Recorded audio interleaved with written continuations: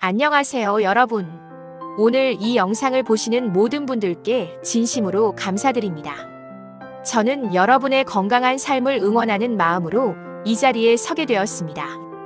혹시 여러분 중에서 이런 경험이 있으신가요? 최근에 병원에 가셨는데 의사 선생님께서 혈당이 좀 높으시네요 하고 말씀하신 적이 있으신가요? 아니면 가족이나 친구분께서 당뇨 진단을 받으셨다는 이야기를 들으신 적이 있으신가요? 아니면 이런 경험은 어떠신가요? 동네 경로당에서 친구분들과 이야기하다 보면 나는 당뇨가 있어서 이것도 못 먹고 저것도 못 먹어라고 하시는 분들을 만나신 적이 있으실 거예요. 그럴 때마다 혹시 나도 당뇨에 걸리는 건 아닐까 하고 걱정되셨던 적이 있으실 겁니다. 사실 당뇨라는 병은 우리 주변에서 정말 흔하게 볼 수 있는 질병이 되었습니다. 특히 우리 같은 시니어 세대에게는 더욱 가까운 병이기도 하죠. 통계를 보면 65세 이상 어르신 중 약 30%가 당뇨 또는 당뇨 전 단계에 해당한다고 합니다.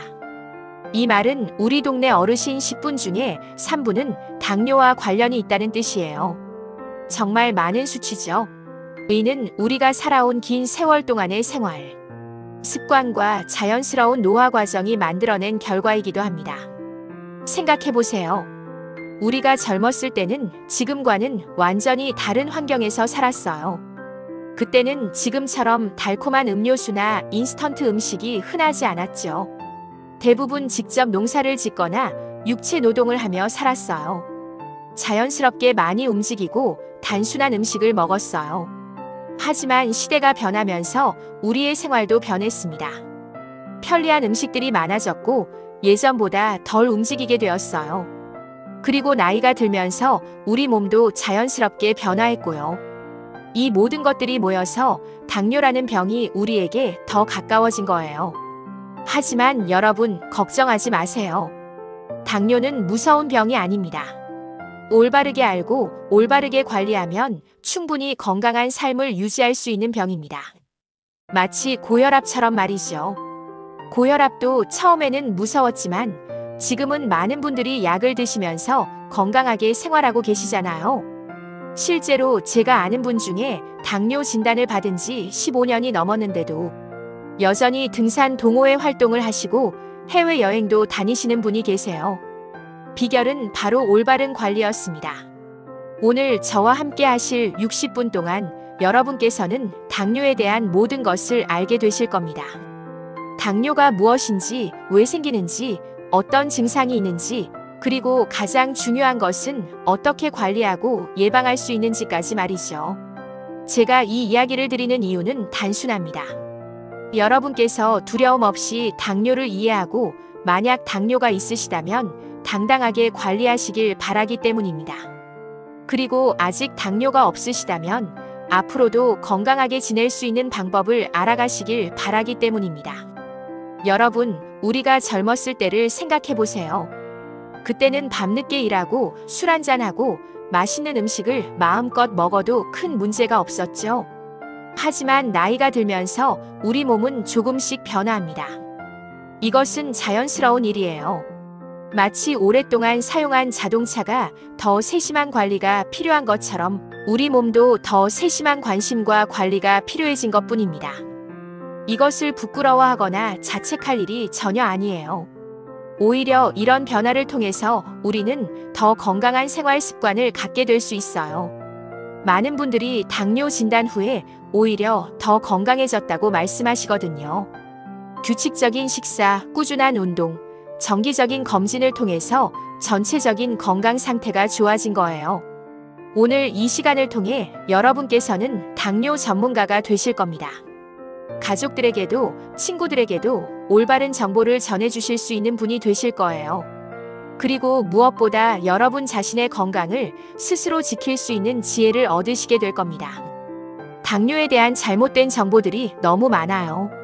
당뇨에 걸리면 단 것은 절대 먹으면 안 된다. 당뇨약을 먹으면 평생 끊을 수 없다. 당뇨는 유전이니까 어쩔 수 없다 같은 말들이 있죠. 하지만 이런 것들은 대부분 잘못된 정보예요. 오늘 이 시간을 통해서 이런 잘못된 정보들을 바로잡고 올바른 지식을 얻으시길 바랍니다. 그래서 당뇨에 대한 막연한 두려움에서 벗어나시길 바라요. 자, 그럼 이제 본격적으로 당뇨의 세계로 함께 들어가 보실까요? 첫 번째로는 당뇨가 정확히 무엇인지부터 알아보겠습니다. 어려운 의학 용어는 사용하지 않고 우리 일상생활 속의 예시로 쉽게 설명해 드릴게요. 여러분, 당뇨를 이해하기 위해서는 먼저 우리 몸이 어떻게 작동하는지를 알아야 합니다. 어려운 의학 용어는 사용하지 않고 최대한 쉽게 설명해 드릴게요. 우리가 밥을 먹으면 어떻게 될까요? 밥, 빵, 과일 등에 들어있는 당분이 우리 몸속으로 들어갑니다. 이 당분은 우리 몸의 연료와 같은 역할을 해요. 마치 자동차가 기름을 넣어야 달릴 수 있는 것처럼 우리 몸도 이 당분을 연료로 사용해서 활동할 수 있는 겁니다. 좀 더 자세히 설명해 드릴게요. 우리가 밥을 입에 넣고 씹으면 침에 있는 효소가 밥을 작은 당분 조각으로 나누기 시작해요. 그리고 위와 소장에서 더 작은 조각으로 나뉘어서 혈액 속으로 흡수됩니다. 이렇게 혈액 속으로 들어간 당분은 우리 몸 곳곳의 세포들로 가야 해요. 근육세포, 뇌세포, 간세포 등등 모든 세포들이 이 당분을 필요로 하거든요. 마치 각 집집마다 연탄을 배달해줘야 하는 것과 같아요. 그런데 이 당분이 우리 몸의 세포 안으로 들어가려면 열쇠가 필요합니다. 이 열쇠의 이름이 바로 인슐린이에요. 인슐린은 우리 뱃속에 있는 췌장이라는 장기에서 만들어집니다. 췌장을 한번 생각해 보세요. 위 뒤쪽에 숨어있는 길쭉한 모양의 장기인데 크기는 대략 손바닥 정도예요. 이 췌장이 마치 우리 집의 열쇠 공장 같은 역할을 한다고 생각하시면 됩니다. 정상적인 상황에서는 이렇게 작동합니다. 우리가 밥을 먹으면 혈액 속에 당분이 많아지죠. 그러면 췌장이 이를 감지하고 지금 당분이 많이 들어왔구나. 인슐린을 만들어서 세포들이 이 당분을 사용할 수 있게 해줘야겠다라고 생각하고 인슐린을 만들어냅니다. 이 과정을 집에 비유해서 설명해 드릴게요. 혈액은 마치 우리 집의 현관이라고 생각하시면 돼요. 당분은 현관에 온 손님이고 세포는 집안의 각 방이에요. 인슐린은 현관문을 열어주는 열쇠인 거죠. 정상적인 경우에는 손님 당분이 현관에 오면 집주인 췌장이 열쇠 인슐린로 문을 열어서 손님을 각 방세포로 안내해 줍니다. 그러면 각 방에서는 손님이 가져온 선물 에너지를 받아서 방을 꾸미고 생활하는 데 사용하죠. 그런데 당뇨는 이 과정에 문제가 생긴 상태입니다. 크게 두 가지 경우가 있어요. 첫 번째는 췌장이 인슐린을 아예 만들지 못하거나 매우 적게 만드는 경우입니다. 이를 제1형 당뇨라고 해요. 이는 주로 어린이나 젊은 사람에게 생기는데 우리 시니어들에게는 드문 경우입니다. 마치 열쇠 공장이 고장나서 열쇠를 만들지 못하는 상황과 같다고 생각하시면 돼요. 두 번째는 인슐린은 만들어지는데 우리 몸의 세포들이 이 인슐린에 잘 반응하지 않는 경우입니다. 이를 제2형 당뇨라고 해요. 우리 시니어들에게 생기는 당뇨의 90% 이상이 바로 이 제2형 당뇨입니다. 이는 마치 열쇠는 있는데 문이 자물쇠가 녹이 슬어서 잘 열리지 않는 상황과 같아요. 또는 열쇠는 충분히 만들어지는데 문이 너무 무거워서 열기가 어려운 상황이라고 생각하셔도 돼요. 제2형 당뇨가 왜 생기는지 궁금하시죠? 여러 가지 이유가 있습니다. 먼저 나이가 들면서 자연스럽게 생기는 변화가 있어요. 우리가 20대, 30대였을 때보다 지금은 근육량이 줄어들었죠. 근육은 당분을 많이 사용하는 조직인데 근육이 줄어들면 당분을 사용할 곳이 적어집니다. 또한 나이가 들면서 췌장의 기능도 조금씩 떨어져요.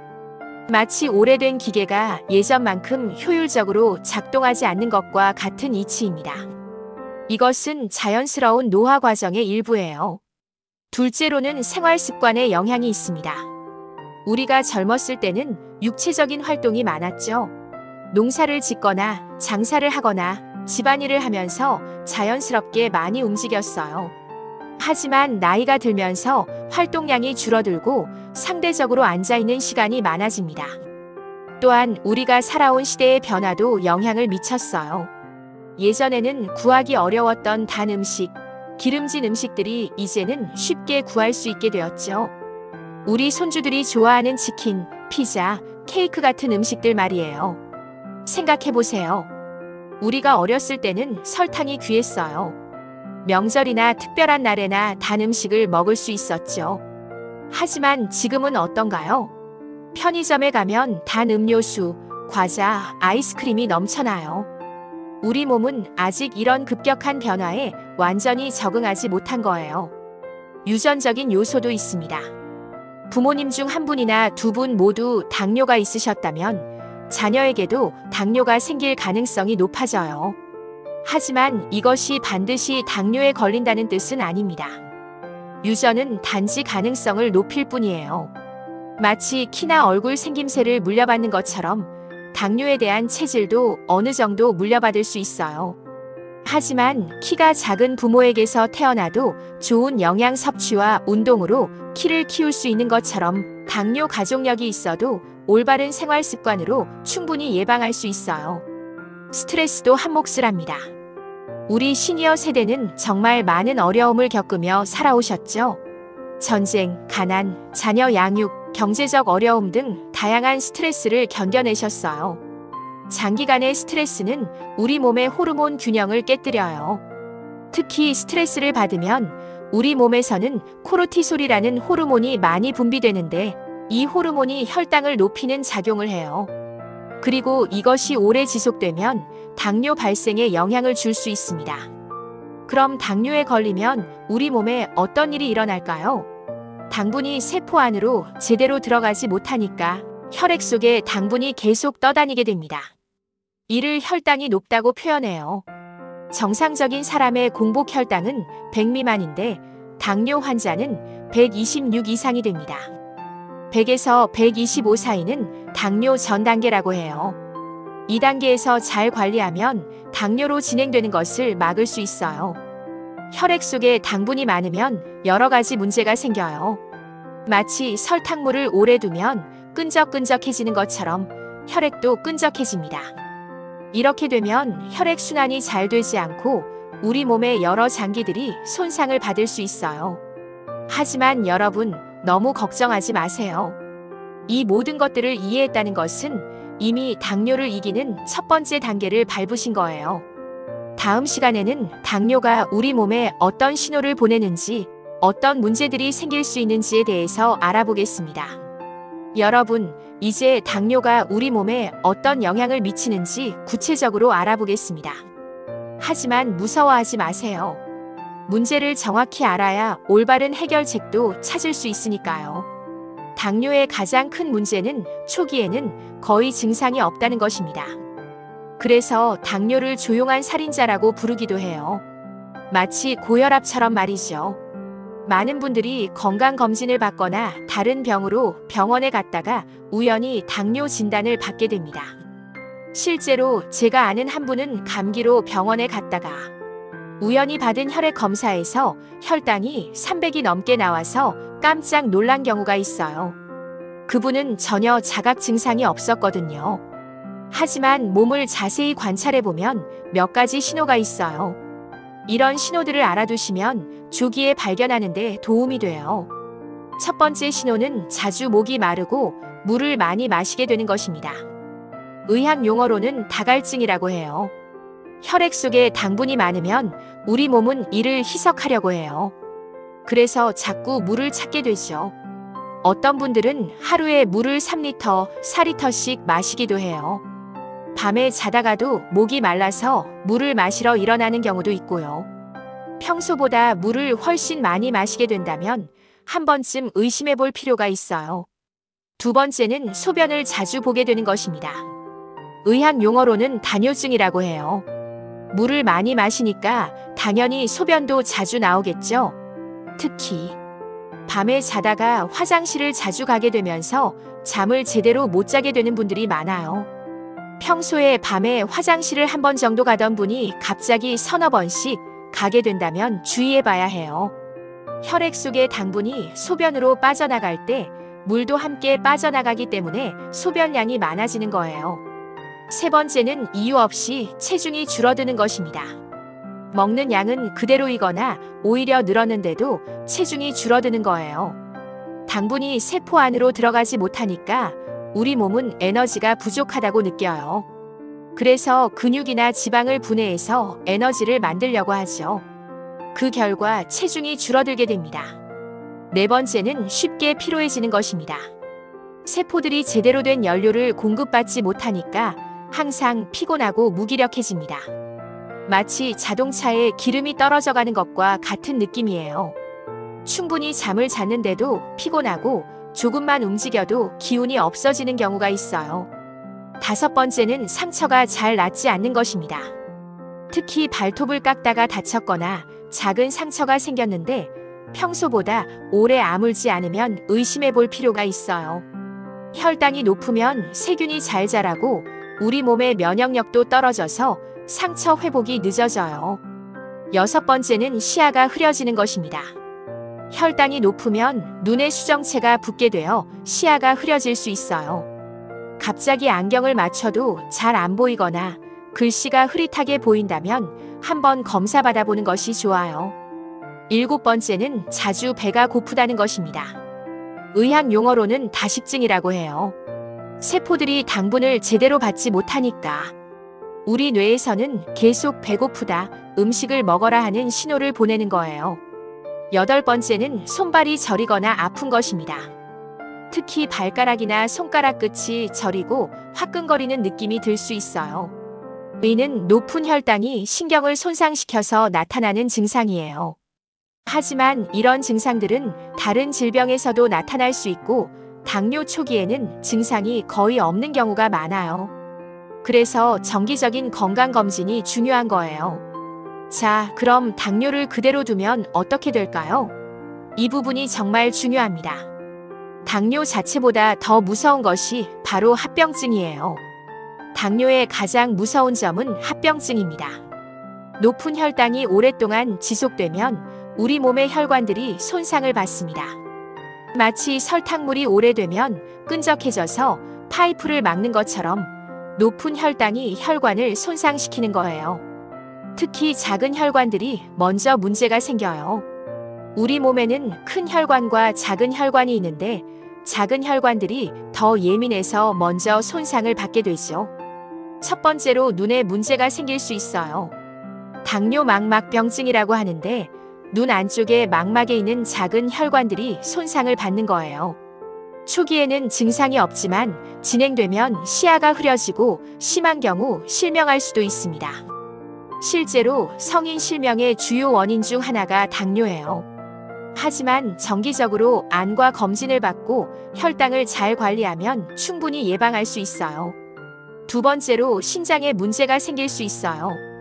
당뇨 콩팥병증 또는 당뇨성 신증이라고 하는데 신장에 있는 작은 혈관들이 손상을 받아서 신장이 제 기능을 못하게 되는 거예요.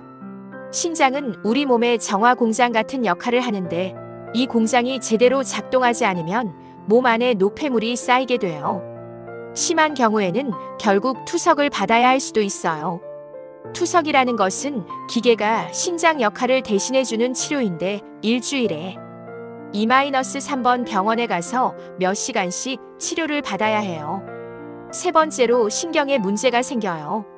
당뇨 신경병증이라고 하는데 특히 발가락이나 손가락 끝부터 저리고 아픈 증상이 나타나요. 마치 양말이나 장갑을 끼고 있는 것 같은 느낌이 든다고 표현하시는 분들이 많아요. 심한 경우에는 감각이 완전히 없어져서 상처가 나도 모르는 경우가 있어요. 뜨거운 것을 만져도 몰라서 화상을 입거나 신발 안에 돌이 들어가도 몰라서 상처가 나는 경우도 있어요. 네 번째로 발에 문제가 생길 수 있어요. 당뇨발이라고 하는데 이는 여러 가지 문제가 복합적으로 나타나는 거예요. 혈액순환이 안 되고 신경 감각이 떨어지고 면역력이 약해져서 작은 상처가 잘 낫지 않아요. 발톱을 깎다가 생긴 작은 상처가 점점 커져서 궤양이 되고 심한 경우 감염이 뼈까지 퍼져서 발가락이나 발을 절단해야 하는 경우도 있어요. 정말 무서운 합병증이죠. 다섯 번째로 심혈관 질환의 위험이 높아져요. 당뇨 환자는 심근경색이나 뇌졸중의 위험이 2-4배 높다고 알려져 있어요. 높은 혈당이 혈관벽을 손상시키고 동맥경화를 촉진시키기 때문이에요. 여섯 번째로는 감염에 취약해져요. 혈당이 높으면 세균이나 바이러스가 잘 자라고 우리 몸의 면역력도 떨어져서 감염이 잘 생기고 잘 낫지 않아요. 특히 발무좀이나 요로 감염 같은 것이 자주 생길 수 있어요. 일곱 번째로는 치아와 잇몸에 문제가 생길 수 있어요. 당뇨 환자는 잇몸병이 잘 생기고 치아를 잃을 위험도 높아져요. 입안에 상처가 생기면 잘 낫지 않고 침분비도 줄어들어서 입이 자주 마르게 돼요. 여러분, 이런 이야기를 듣고 계시면 정말 무섭게 느껴지실 거예요. 하지만 걱정하지 마세요. 이 모든 합병증들은 혈당을 잘 관리하면 충분히 예방할 수 있어요. 실제로 많은 당뇨 환자분들이 건강하게 생활하고 계세요. 제가 아는 한 분은 당뇨 진단을 받은 지 20년이 넘었는데도 여전히 등산도 하시고 여행도 다니시며 활기찬 생활을 하고 계세요. 비결은 바로 올바른 관리였습니다. 또 다른 분은 당뇨 진단을 받고 나서 오히려 더 건강해지셨어요. 규칙적인 식사, 꾸준한 운동, 금연, 금주를 실천하시면서 당뇨뿐만 아니라 고혈압, 고지혈증까지 모두 좋아지셨거든요. 지금은 동년배 분들보다 훨씬 건강하게 지내고 계세요. 당뇨는 완치되는 병은 아니지만 충분히 관리 가능한 병이에요. 마치 고혈압이나 고지혈증처럼 말이죠. 중요한 것은 조기에 발견하고 올바르게 관리하는 것입니다. 또한 당뇨가 있어도 삶의 질을 크게 떨어뜨리지 않을 수 있어요. 좋아하는 음식도 적당히 드실 수 있고 여행도 가실 수 있고 손주들과 즐거운 시간도 보내실 수 있어요. 실제로 많은 유명인들도 당뇨를 가지고 있으면서 활발하게 활동하고 있어요. 중요한 것은 당뇨를 숨기거나 부끄러워하지 말고 당당하게 관리하는 거예요. 중요한 것은 당뇨를 적으로 생각하지 말고 함께 지내야 할 동반자로 생각하는 거예요. 동반자와 잘 지내려면 서로를 이해하고 배려해야 하겠죠? 당뇨도 마찬가지예요. 당뇨의 특성을 이해하고 그에 맞게 생활 패턴을 조절하면 충분히 친하게 지낼 수 있어요. 또한 당뇨는 하루아침에 생기는 병이 아니에요. 오랜 시간에 걸쳐서 서서히 진행되는 병이기 때문에 관리도 하루아침에 효과가 나타나지 않아요. 하지만 꾸준히 관리하면 분명히 좋아질 수 있는 병이에요. 다음 시간에는 구체적으로 어떻게 당뇨와 잘 지낼 수 있는지, 어떻게 관리할 수 있는지에 대해 자세히 알아보겠습니다. 식사 관리부터 운동, 약물 치료, 정기 검진까지 실제로 실천할 수 있는 구체적인 방법들을 말씀드리겠어요. 여러분, 이제 가장 중요한 부분입니다. 당뇨를 어떻게 관리하고 예방할 수 있는지에 대해 말씀드리겠어요. 당뇨 관리는 크게 4가지 기둥이 있다고 생각하시면 됩니다. 식사, 운동, 약물, 그리고 정기 검진이에요. 이 4가지가 마치 집을 지탱하는 기둥처럼 여러분의 건강을 지켜줄 거예요. 많은 분들이 당뇨 진단을 받으면 이제 맛있는 음식은 못 먹는구나라고 생각하세요. 하지만 그렇지 않아요. 올바르게 알고 드시면 대부분의 음식을 즐기실 수 있어요. 가장 중요한 원칙은 혈당을 급격히 올리지 않는 것입니다. 이를 위해서는 몇 가지 방법이 있어요. 첫째, 식사 시간을 규칙적으로 하세요. 하루 3끼를 거르지 말고 가능하면 매일 비슷한 시간에 드세요. 아침 7시, 점심 12시, 저녁 6시 이런 식으로 일정한 패턴을 만드는 거예요. 우리 몸은 규칙적인 것을 좋아해요. 마치 시계처럼 말이죠. 식사를 거르면 다음 식사 때 혈당이 더 많이 올라갈 수 있어요. 특히 아침을 거르고 점심을 많이 먹으면 혈당이 급격히 올라가죠. 그러니까 조금씩이라도 3끼를 꼬박꼬박 드시는 것이 중요해요. 둘째, 천천히 드세요. 빨리 먹으면 혈당이 급격히 올라가요. 한 끼 식사를 20분 이상에 걸쳐서 천천히 드시는 것이 좋아요. 젊었을 때 농사일 하다가 급하게 밥을 먹던 습관이 있으시다면 이제는 여유롭게 드시는 것이 좋아요. 천천히 먹는 방법을 알려드릴게요.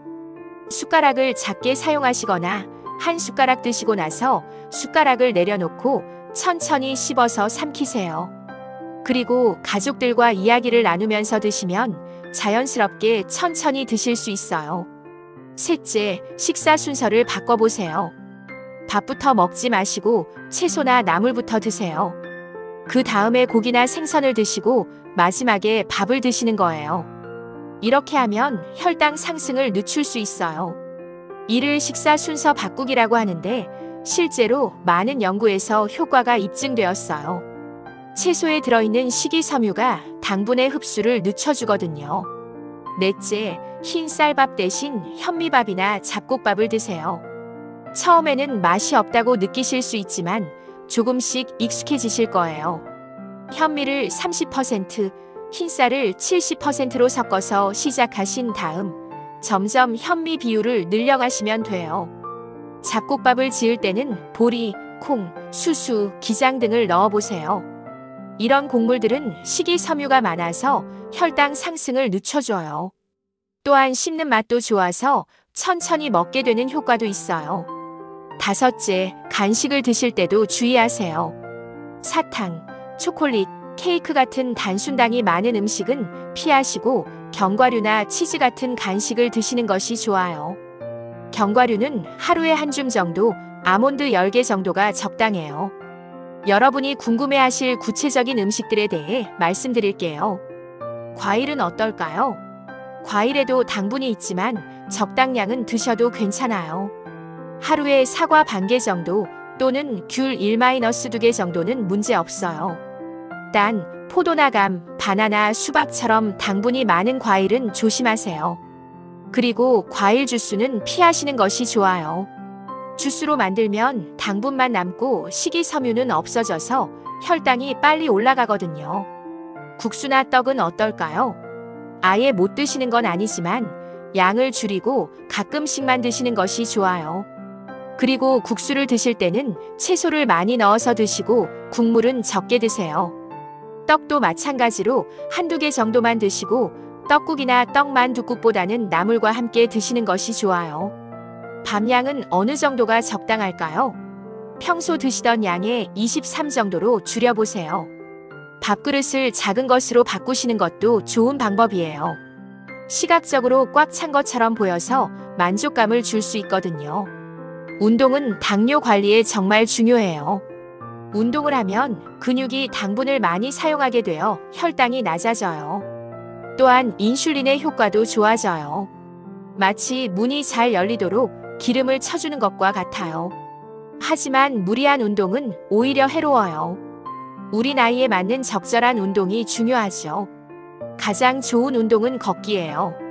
하루 30분씩 주 5회 정도 걸으시면 돼요. 처음에는 10분부터 시작해서 점점 시간을 늘려가세요. 걸을 때는 평소보다 조금 빠르게 약간 숨이 찰 정도로 걸으시면 좋아요. 대화할 수 있을 정도의 속도가 적당해요.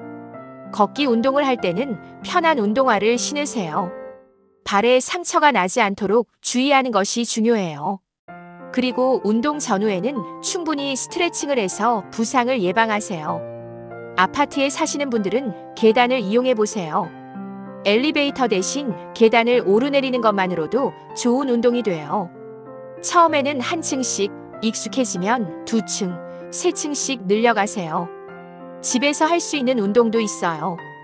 TV를 보시면서 제자리 걷기를 하시거나 의자에 앉았다 일어났다 하는 운동을 반복해 보세요. 이런 작은 운동들도 누적되면 큰 효과가 있어요. 의자에 앉아서 할 수 있는 운동도 알려드릴게요. 의자에 앉아서 발목을 위아래로 움직이거나 무릎을 가슴 쪽으로 당겨 올리는 운동을 해보세요. 팔 운동도 할 수 있어요.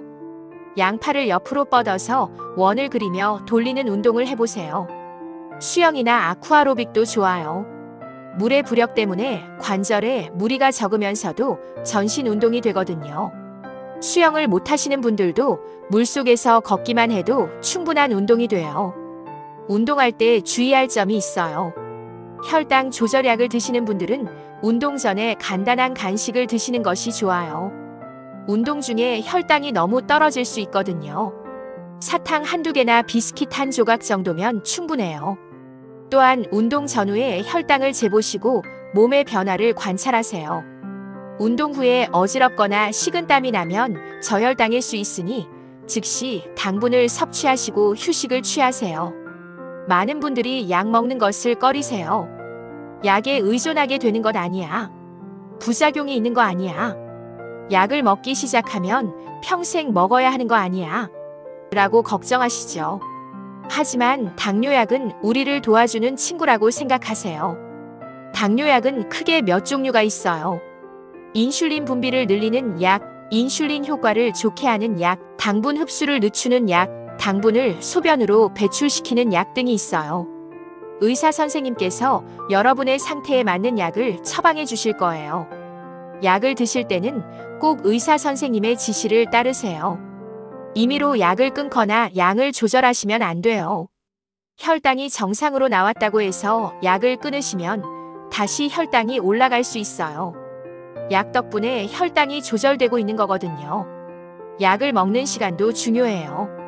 식사 전에 먹는 약, 식사 후에 먹는 약, 식사와 함께 먹는 약이 있어요. 약봉지에 적힌 대로 정확한 시간에 드세요. 약을 까먹지 않으려면 핸드폰 알람을 맞춰놓거나 약통을 눈에 잘 띄는 곳에 두세요. 인슐린 주사를 맞아야 하는 분들도 계세요. 처음에는 무섭게 느껴지지만 익숙해지시면 별거 아니에요. 요즘 인슐린 주사는 바늘도 아주 가늘고 짧아서 거의 아프지 않아요. 펜 모양으로 되어 있어서 사용하기도 쉽고요. 인슐린 주사를 맞을 때는 항상 같은 부위에 맞지 마시고 복부, 팔, 다리를 번갈아 가면서 맞으세요. 같은 부위에만 계속 맞으면 그 부위가 딱딱해질 수 있어요. 당뇨 관리에서 가장 중요한 것 중 하나가 정기적인 검사예요. 먼저 집에서 혈당을 재시는 것이 좋아요. 혈당 측정기는 약국에서 쉽게 구입할 수 있어요. 요즘은 성능도 좋고 사용법도 간단해졌어요. 처음에는 하루에 여러 번, 나중에는 일주일에 2-3번 정도 재시면 됩니다. 혈당을 잴 때는 손가락 끝을 알코올 솜으로 닦고 란셋으로 살짝 찔러서 혈액 한 방울을 검사지에 묻히면 돼요. 몇 초 후에 혈당 수치가 나와요. 공복혈 당아침에 일어나서 아무것도 먹기 전은 80-130 사이가 좋고 식후 2시간 혈당은 180 미만이 좋아요. 혈당 수치를 노트에 기록해 두시면 병원에 가실 때 의사 선생님께 많은 도움이 됩니다. 병원에서는 3개월에 한 번씩 당화혈색소 검사를 받으세요. 이는 지난 2-3개월간의 평균 혈당을 알 수 있는 검사예요. 7% 미만으로 유지하시는 것이 좋습니다. 6.5% 미만이면 더 좋고요. 또한 1년에 한 번은 눈 검사, 신장 기능 검사, 발 검사 등 합병증 검사도 받으시는 것이 중요해요. 조기에 발견하면 치료도 쉽고 예후도 좋거든요. 추가적인 생활 수칙들. 스트레스 관리도 중요해요. 스트레스를 받으면 혈당이 올라갈 수 있거든요. 명상, 독서, 음악 감상, 가벼운 산책 등 자신만의 스트레스 해소 방법을 찾아보세요. 충분한 수면도 중요해요. 잠이 부족하면 혈당 조절이 어려워져요. 하루 7-8시간은 주무시는 것이 좋아요. 잠들기 2-3시간 전에는 음식을 드시지 마시고 취침 전에는 스마트폰이나 TV 시청을 줄이세요. 금연과 금주도 필요해요. 담배와 술은 혈관을 손상시켜 당뇨 합병증을 악화시킬 수 있어요. 담배는 완전히 끊으시는 것이 좋고 술은 의사 선생님과 상의해서 적정량을 정하세요. 발 관리도 소홀히 하시면 안 돼요. 매일 발을 깨끗이 씻고 상처가 없는지 확인하세요. 발톱을 깎을 때는 너무 짧게 깎지 마시고 둥글게 깎지 말고 일자로 깎으세요. 굳은 살이나 티눈이 생기면 혼자 처리하지 마시고 병원에 가세요. 발에 맞는 편한 신발을 신으세요. 너무 꽉 끼는 신발이나 굽이 높은 신발은 피하시고 신발을 신기 전에는 안에 이물질이 없는지 확인하세요. 당뇨 관리는 혼자 하기 어려워요.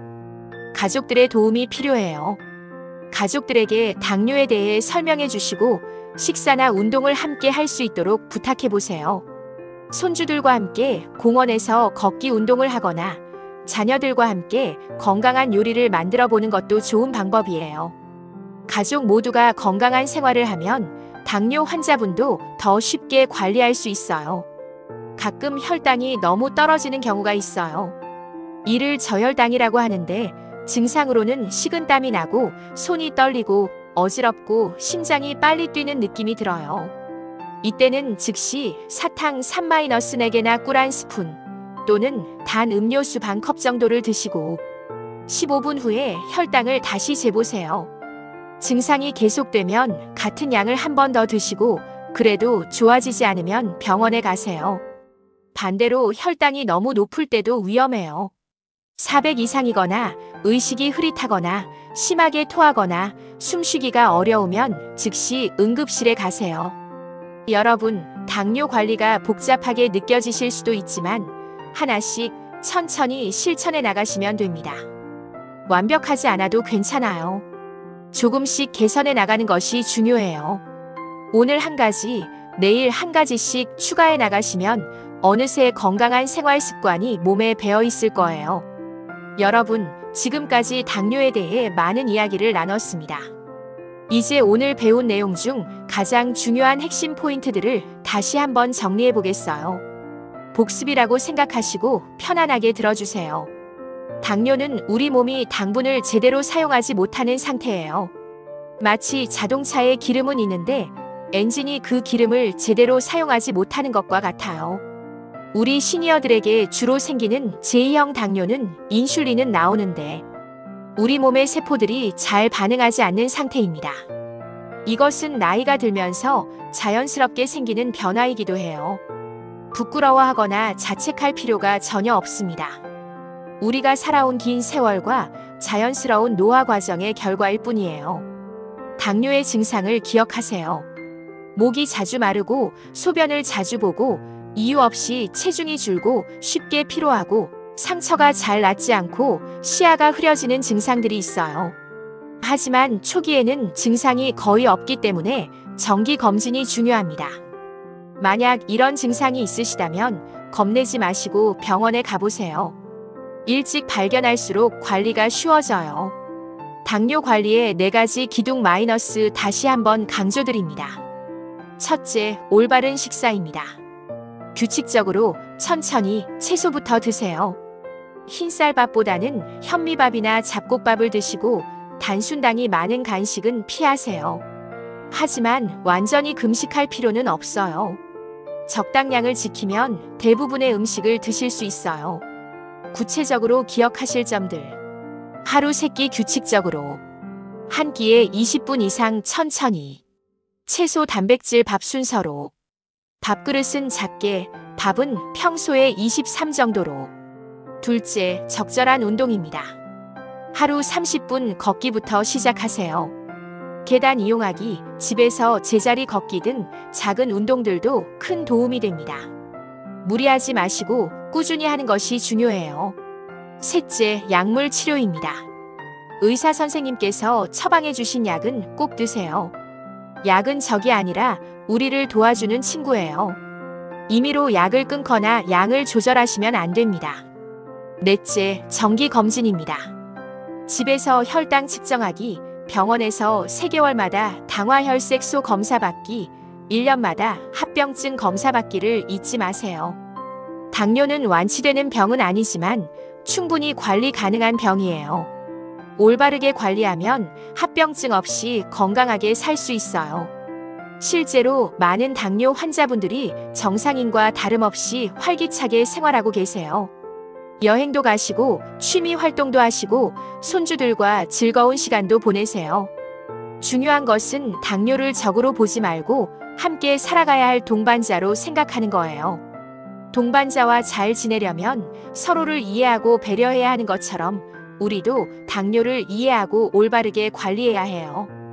당뇨 관리는 혼자 하기 어려워요. 가족들에게 당뇨에 대해 설명해 주시고 함께 건강한 생활을 할 수 있도록 부탁해 보세요. 손주들과 함께 산책하고 자녀들과 함께 건강한 요리를 만들어 보세요. 큰 변화를 한 번에 시도하지 마세요. 작은 것부터 시작하세요. 이번 주부터 해볼 수 있는 것들. 엘리베이터 대신 계단 한 층만 걸어가기. TV 볼 때 제자리 걷기 10분 하기. 밥그릇 한 단계 작은 것으로 바꾸기. 식사 시간을 5분 더 늘리기. 채소 반찬 한 젓가락 더 먹기. 다음 달까지 해볼 수 있는 것들. 혈당 측정기 알아보고 구입하기. 동네 한 바퀴 걷는 시간 측정해보기. 현미 섞은 밥 해보기. 가족들에게 당뇨에 대해 설명하기. 이런 작은 변화들이 모여서 큰 결과를 만들어내요. 당뇨에 걸리면 단 것은 절대 먹으면 안 된다 거짓입니다. 적당량은 괜찮아요. 당뇨약을 먹기 시작하면 평생 끊을 수 없다 잘못된 정보입니다. 생활습관 개선으로 약을 줄일 수 있어요. 당뇨는 유전이니까 어쩔 수 없다. 유전은 가능성을 높일 뿐 생활습관으로 충분히 예방할 수 있어요. 당뇨가 있으면 과일은 못 먹는다. 적당량의 과일은 괜찮습니다. 혼자 고민하지 마세요. 궁금한 것이 있으면 의사 선생님께, 간호사님께, 영양사님께 물어보세요. 당뇨 교육 프로그램에 참여하시는 것도 좋은 방법이에요. 그리고 인터넷이나 주변 사람들의 잘못된 정보에 현혹되지 마세요. 당뇨에 특효약이 있다. 이걸 먹으면 당뇨가 완치된다 같은 말들은 믿지 마세요. 의학적으로 검증된 정보만 믿으시고 따르세요. 당뇨는 하루아침에 좋아지는 병이 아니에요. 하지만 꾸준히 관리하면 분명히 좋아질 수 있는 병이에요. 포기하지 마시고 하나씩 천천히 실천해 나가세요. 오늘 배우신 내용들을 완전히 외우실 필요는 없어요. 하나씩 할 수 있는 것부터 시작하시면 됩니다. 그리고 가족들과 함께 나누시고 서로 격려하면서 건강한 생활을 만들어 가시길 바라요. 여러분, 이제 우리의 긴 여행이 끝나가고 있습니다. 지난 60분 동안 당뇨라는 주제로 긴 여행을 함께 해주셔서 정말 고맙습니다. 이 시간이 여러분께 의미 있는 시간이었기를 진심으로 바랍니다. 처음에 당뇨가 무엇인지 몰라서 막연히 두려워하셨던 분들도 계셨을 거예요. 하지만 이제는 당뇨를 정확히 이해하시게 되셨을 거라고 생각합니다. 당뇨는 더 이상 무서운 병이 아니라 충분히 관리할 수 있는 질병이라는 것을 아시게 되셨죠? 우리는 당뇨가 우리 몸의 연료 공급 시스템에 생긴 문제라는 것을 배웠습니다. 마치 자동차의 연료 공급 장치에 문제가 생긴 것과 같다고 했죠. 그리고 이 문제는 나이가 들면서 자연스럽게 생길 수 있는 변화라는 것도 알게 되었습니다. 우리는 또한 당뇨의 증상들을 배웠습니다. 목이 자주 마르고 소변을 자주 보고 피로하고 상처가 잘 낫지 않는 증상들 말이에요. 하지만 초기에는 증상이 거의 없기 때문에 정기 검진이 중요하다는 것도 알았습니다. 그리고 가장 중요한 것은 당뇨 관리의 4가지 기둥을 배웠습니다. 식사, 운동, 약물, 정기검진이었죠. 이 4가지만 잘 지키시면 당뇨와 건강하게 공존할 수 있다는 것을 아셨을 거예요. 제가 아는 실제 사례를 몇 가지 더 말씀드릴게요. 박 할아버지는 75세에 당뇨 진단을 받으셨어요. 처음에는 이제 늙었구나 하고 포기하려 하셨지만 가족들의 격려로 마음을 다잡으셨어요. 매일 아침 6시에 일어나서 동네 공원을 30분씩 걸으시고 오후에는 텃밭에서 채소를 기르시며 자연스럽게 활동량을 늘리셨어요. 식단도 바꾸셨어요. 할머니와 함께 현미밥을 지어 드시고 직접 기른 채소로 나물을 무쳐 드셨어요. 3개월 후 검사에서 당화혈색소가 9%에서 7.2%로 떨어졌고 6개월 후에는 6.8%까지 내려갔어요. 지금은 당뇨 진단을 받은 지 3년이 지났는데 오히려 진단받기 전보다 더 건강하세요. 혈압도 정상이고 콜레스테롤 수치도 좋아졌어요. 최근에는 등산 동호회에도 가입하셔서 한 달에 2번씩 산에 오르고 계세요. 또 다른 분은 김할머니예요. 당뇨 진단을 받으면서 처음에는 이제 맛있는 것도 못 먹고 어떻게 살아 하고 우울해하셨어요. 하지만 영양사 선생님과 상담을 받으면서 생각이 바뀌셨어요. 아, 못 먹는 게 아니라 더 맛있게 먹는 방법을 배우는 거구나 하고 깨달으신 거예요. 천천히 씹어서 음식 본래의 맛을 더 잘 느끼게 되셨고, 다양한 채소 요리를 시도해보면서 새로운 맛을 발견하셨어요. 지금은 동네 경로당에서 당뇨 식단 요리 강사로 활동하고 계세요. 당뇨 때문에 오히려 요리를 더 잘하게 됐다고 말씀하시며 웃으세요. 이런 분들의 공통점은 무엇일까요? 바로 당뇨를 받아들이고 긍정적으로 대처하셨다는 거예요. 그리고 혼자 고민하지 않고 가족, 의료진, 주변 사람들의 도움을 받으셨다는 점이에요. 이 영상을 보고 계신 분들 중에는 당뇨 환자의 가족분들도 계실 거예요. 가족 여러분께 특별히 당부 말씀을 드리고 싶습니다. 당뇨 환자분을 나무라거나 감시하지 마세요.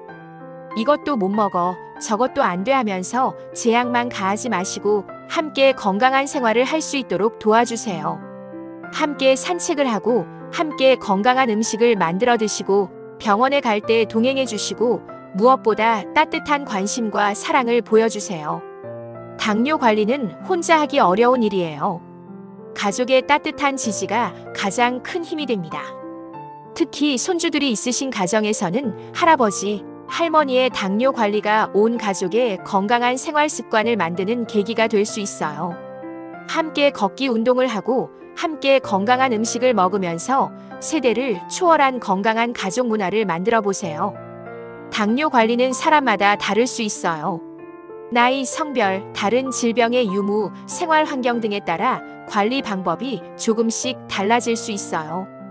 그래서 의료진과의 상담이 중요한 거예요. 오늘 제가 말씀드린 내용들은 일반적인 원칙들이에요. 구체적인 관리 방법은 여러분 개개인의 상황에 맞게 의료진과 상의해서 정하시길 바라요. 마지막으로 지금까지 이 긴 영상을 끝까지 시청해주신 모든 분들께 진심으로 감사드립니다. 60분이라는 긴 시간 동안 집중해서 들어주셔서 정말 고맙습니다. 여러분의 건강을 진심으로 걱정하는 마음으로 이 영상을 준비했습니다. 오늘 배운 내용들이 여러분의 건강한 삶에 조금이라도 도움이 되었으면 좋겠습니다. 당뇨가 있으시든 없으시든 모든 분들이 건강하고 활기찬 노년을 보내시기를 진심으로 바랍니다. 우리의 인생 2막이 1막보다 더 아름답고 의미 있는 시간이 되기를 기원합니다. 기억하세요. 나이가 든다는 것은 경험이 쌓인다는 뜻이에요. 당뇨도 마찬가지예요.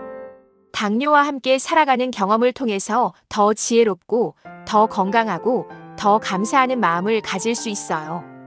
여러분은 충분히 강하시고 충분히 지혜로우세요. 당뇨라는 작은 파도쯤은 충분히 헤쳐나가실 수 있어요. 저는 여러분을 믿습니다. 오늘 이 시간이 여러분의 건강한 삶의 새로운 출발점이 되기를 바라며 이만 마치겠습니다. 여러분 모두 건강하시고 행복하시길 진심으로 기원합니다. 감사합니다.